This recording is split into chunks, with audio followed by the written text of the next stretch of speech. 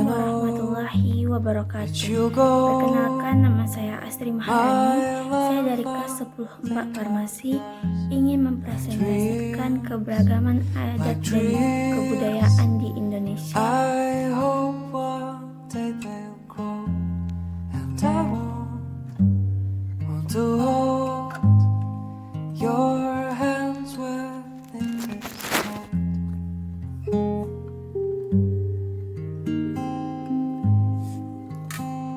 Satu, carilah gambar rumah adat, pakaian adat, dan alat musik tradisional dari beberapa daerah yang ada di Indonesia, dengan minimal 5 daerah. Dan di sini saya mengambil 5 daerah, yaitu daerah Jawa Tengah, Sumatera Utara, Jawa Barat, Riau, dan Kalimantan Timur. Rumah adat Jawa Tengah ialah rumah joglo. Konon, hanya kaum bangsawan atau orang terpandang saja yang membangun rumah jenis ini. Dengan kata lain, rumah joglo menjadi simbol status sosial pemiliknya. Rumah joglo dibuat dengan susunan kayu yang tertata secara proporsional dan memiliki struktur yang penuh makna, di mana arsitektur rumah joglo menjadi simbol dan gambaran dari kehidupan dan aktivitas masyarakat Jawa. Selanjutnya, pakaian adat Jawa Tengah. Jawi, jakep, dan beskap dan kebaya masih menjadi pakaian adat resmi khas Jawa Tengah yang digunakan untuk upacara adat maupun pernikahan. Jawi jakep digunakan untuk pria, sementara wanita menggunakan kebaya. Pada pakaian adat Jawa Tengah, para pria menggunakan beskap yang cenderung berwarna gelap dan polosan. Meski begitu, ada pula beskap dengan motif bunga-bunga dan warna yang cerah. Bawahan yang dipakai tetap sama, yakni jari. Selanjutnya, ada alat musik dari Jawa Tengah. Gong adalah salah satu alat musik tradisional yang terbuat dari leburan logam seperti perunggu dengan tembaga dan permukaan yang bundar, atau tanpa pencu. Gong yang telah ditempa belum dapat ditentukan nadanya. Nada gong baru terbentuk setelah dibilas dan dibersihkan. Selanjutnya, daerah Sumatera Utara. Rumah adatnya ialah rumah adat Bolon. Rumah adat Bolon diakui secara nasional sebagai simbol rumah adat Sumatera Utara. Dengan bentuk persegi panjang, rumah adat ini terbuat dari material yang berasal dari alam. Umumnya, rumah adat Bolon dihuni oleh 4 hingga 6 keluarga. Selanjutnya ialah pakaian adat suku Batak Toba merupakan kain tenun atau yang dikenal dengan nama ulos. Kain tenun sendiri merupakan kain yang sering sekali dijadikan ciri khas suku Batak. Bahkan, ulos sudah menjadi identitas dari pakaian adat Sumatera Utara. Selanjutnya, alat musik dari Sumatera Utara ialah odap. Odap merupakan alat musik tradisional khas Batak Toba dan termasuk dalam kategori alat musik membranofon. Odap adalah instrumen gendang dengan 2 sisi dan fungsinya sebagai pembawa ritme. Biasanya, odap dimainkan dalam acara pawai atau sebagai pengiring lagu-lagu tertentu pada gondang serbaguna. Selanjutnya, dari Jawa Barat. Sesuai dengan namanya, rumah adat Jawa Barat ini memiliki atap yang berbentuk seperti capit gunting. Makanya dia disebut capit gunting. Desain rumah dibilang cukup sederhana. Ruangan rumah capit gunting terdiri dari dapur, kamar tidur, ruang tengah, dan teras. Bentuk rumah secara keseluruhan adalah persegi memanjang ke belakang. Selanjutnya baju pakaian adat. Baju pengantin Jawa Barat ini memiliki dengan pakaian adat Jawa mirip dengan pakaian adat Jawa bedahan. Ya, soalnya warnanya dan kebanyakan putih dengan model yang simpel tapi mencolok. Tambahan mahkota pada pengantin wanita menambahkan keindahan baju adat yang satu ini. Untuk pengantin pria, ada aksesoris blanko dengan bros depan yang bisa dipakai untuk melengkapi penampilan, ditambah dengan kalung keroncengan bunga melati. Selanjutnya, alat musik khas Jawa Barat memang terkenal karena terbuat dari bahan bambu. Selain angklung, ada pula alat musik yang juga dibuat dari bambu. Meski sama-sama terbuat dari susunan batang bambu, alat musik calung khas Jawa Barat ini memiliki cara berbeda untuk dimainkan, yakni dipukul menggunakan alat pemukul khusus pada ruas bambu. Untuk dipukul menggunakan alat pemukul khusus pada ruas bambu untuk menghasilkan suara merdu dengan nada-nada yang berbeda. Selanjutnya dari Riau. Rumah adat Riau atau disering disebut dengan istilah selaso jatuh kembar terdiri dari berbagai ruangan seperti ruangan besar untuk tempat tidur, ruangan bersila, anjungan, dan dapur. Untuk rumah adat Riau ini juga dilengkapi dengan balai adat yang sering digunakan untuk musyawarah dan pertemuan adat. Selanjutnya pakaian adat. Pakaian adat Riau modern terdiri dari baju kurung, cekak musang, dan kebaya laboh. Untuk baju kurung cekak musang digunakan oleh laki-laki dewasa. Baju ini dilengkapi dengan sarung pelekat dan kopiah di atas kepala. Sementara untuk wanita, baju adat yang digunakan adalah kebaya laboh dan baju kurung tulang belut. Alat musiknya ialah gendang nobat, adalah sebuah alat musik Riau yang terbuat dari kulit hewan, kayu, serta rotan. Cara memainkan alat musik ini yaitu dengan cara dipukul atau ditabuh. Menurut cerita sejarah, dalam memainkan alat musik ini tidak boleh sembarangan orang, karena masyarakat meyakini bahwa gendang nobat bersifat sakral. Selain itu, instrumen musik satu ini juga tidak boleh terlangkahi oleh pemain maupun orang lain.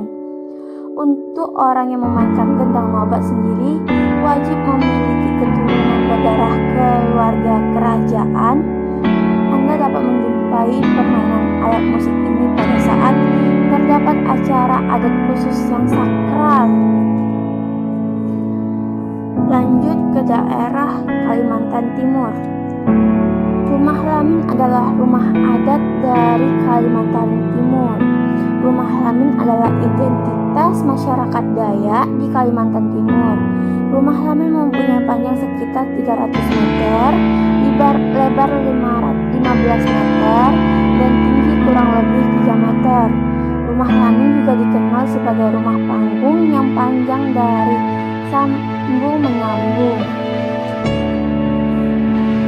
Pakaian adat ulang kurung merupakan baju adat tradisional yang berasal dari suku Dayak yang jarang sekali terekspos oleh media.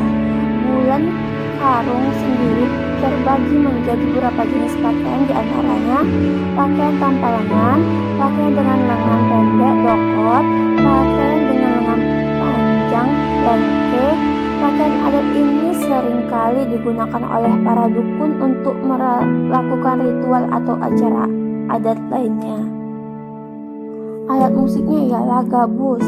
Gabus merupakan alat musik petik seperti mandolin.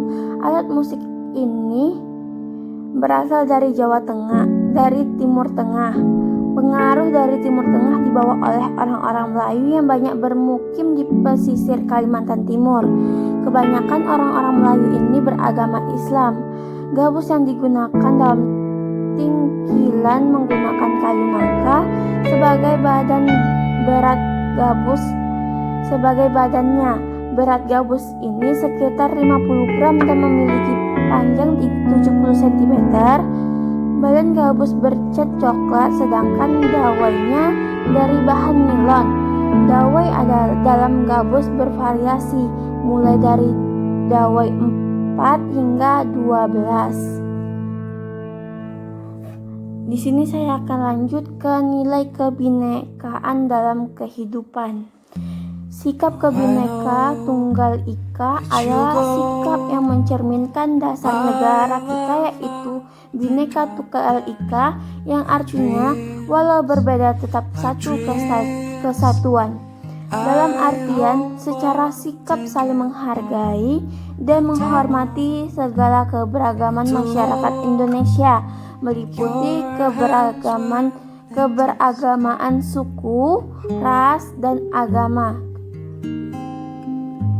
Contoh sikap yang mencerminkan Bhinneka Tunggal Ika: lingkungan rumah atau keluarga. 1. Memahami dan menghormati adat istiadat, perbedaan suku antara ayah dan ibu beserta keluarga.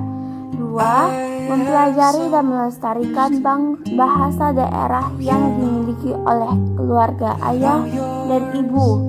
3. Hidup rukun dan tidak membeda-bedakan pergaulan karena perbedaan adat dan suku antara keluarga ayah dan ibu. Selanjutnya di lingkungan sekolah. 1. Tidak pilih-pilih dalam berteman karena perbedaan suku, ras, dan agama. 2. Menghormati teman yang sedang menjalankan ibadah puasa dan tidak makan dan minum di depannya. 3. Melestarikan tarian-tarian daerah yang telah diajarkan pada ekskul sekolah, walaupun tarian tersebut bukan dari suku kita. Selanjutnya di lingkungan sekitar atau masyarakat. Pertama, bergaul dan berteman kepada siapa saja tanpa membedakan suku, ras, atau agama pada lingkungan sekitar. 2. Menonton penyelenggaraan seni kebudayaan adat daerah maupun penyelenggaraan tersebut bukan berasal dari suku kita. Yang ketiga, saling toleransi dalam menjalankan ibadah agama masing-masing tanpa mengganggu jalannya peribadahan agama orang lain.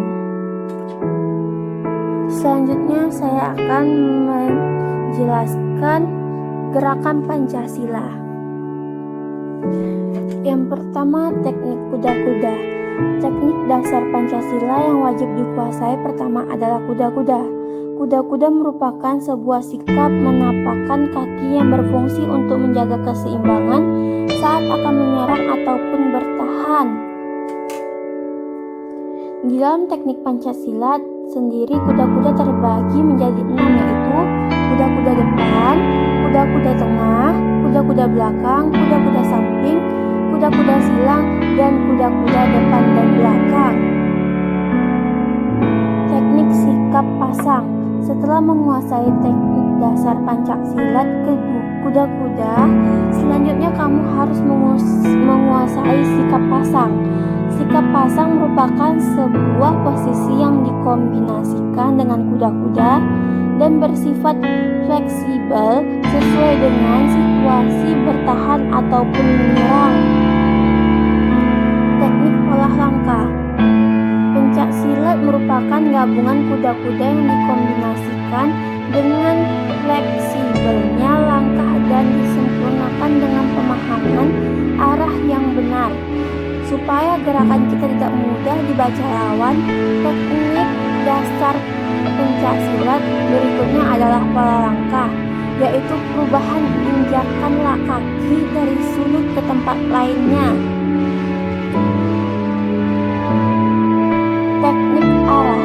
Teknik arah pencaksilat berikutnya adalah arah. arah berhubungan dengan kemana pesilat akan melangkah ketika posisi menyerang ataupun bertahan. Hal ini juga dikenal sebagai depalan penjuru mata angin di dalam dunia pesilatan. Teknik tendangan. Teknik dasar pencaksilat yang tak kalah pentingnya adalah tendangan. Pada dasarnya terdapat 4 jenis tendangan pada pencaksilat, yaitu tendangan A yang lurus ke depan, tendangan C yaitu tendangan ke samping, tendangan T yang menggunakan telapak kaki, dan tendangan melingkar. Teknik pukulan. Sama seperti bela diri lainnya, pencaksilat juga mempunyai gerakan pukulan. Gerakan pukulan pada pencaksilat dapat digunakan pada saat menyerang ataupun bertahan. Teknik dasar pencaksilat berikutnya adalah pemahaman 4 jenis pukulan, yaitu pukulan lurus, tegak, bandul, dan melingkar. Selanjutnya teknik tangkisan. Pencaksilat merupakan bela diri menyerang dan juga bertahan. Salah satu teknik dasar pencaksilat penting adalah tangkisan. Tangkisan merupakan usaha pertahanan dari serangan lawan. Terdapat 4 jenis tangkisan, yaitu tangkisan dalam, luar, dan atas bawah. Yang ke-8 adalah teknik kuncian. Pada bela diri pencaksilat, kita tidak hanya menyerang dan bertahan saja, namun kita juga bisa mengunci pergerakan lawan. Salah satu teknik dasar pencaksilat yang harus dipelajari adalah kuncian. Umumnya kuncian menyasar bagian tubuh vital seperti leher, pergelangan tangan, dagu untuk melumpuhkan lawan. Selanjutnya teknik guntingan. Ketika kamu sudah menguasai teknik dasar pencaksilat, teknik lanjutan yang bisa kamu pelajari adalah guntingan. Gerakan guntingan dilakukan dengan cara tendangan dan jepitan seperti menggunting bagian tubuh lawan yang bertujuan untuk menjatuhkan sekaligus mengunci lawan. Teknik selanjutnya adalah sikap berbaring. Sikap berbaring biasanya dilakukan oleh petarung pencaksilat ketika bertahan dari serangan lawan dan dalam kondisi terpojok. Jadi, ketika terjatuh, kita tetap bisa membela diri dan mengembalikan keadaan. Berikut ini beberapa sikap berbaring yang harus kamu pelajari. 1. Sikap miring. Teknik sikap miring dilakukan dengan posisi tubuh miring dan pandangan lurus sambil menekuk tungkai kaki hingga mendekati dada. Sementara kaki lainnya digunakan sebagai penopang badan serta salah satu siku dengan berada di permukaan lantai dan tangan lainnya menopang paha. 2. Sikap telentang. Teknik sikap telentang dilakukan dengan tiduran telentang sambil menekuk satu tungkai kaki dan satu kaki lainnya diluruskan, sementara salah satu tangan berada di tanah dengan membongkokkan siku dan tangan lainnya bersiap di atas dada.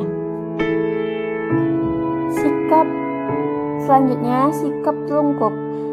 Teknik sikap ini dilakukan sebagai telungkup dengan pandangan lurus dan sigap. Kedua kaki diluruskan dan kedua tangan menyentuh lantai sambil siku dibengkokkan dengan kokoh. Sekian dari saya penjelasan ini. Mohon maaf apabila ada salah kata, karena yang baik berasalnya dari Allah Subhanahu wa Ta'ala dan yang buruk berasalnya dari diri saya sendiri. Saya sudahi. Wabillahi taufiq wal hidayah. Wassalamualaikum warahmatullahi wabarakatuh.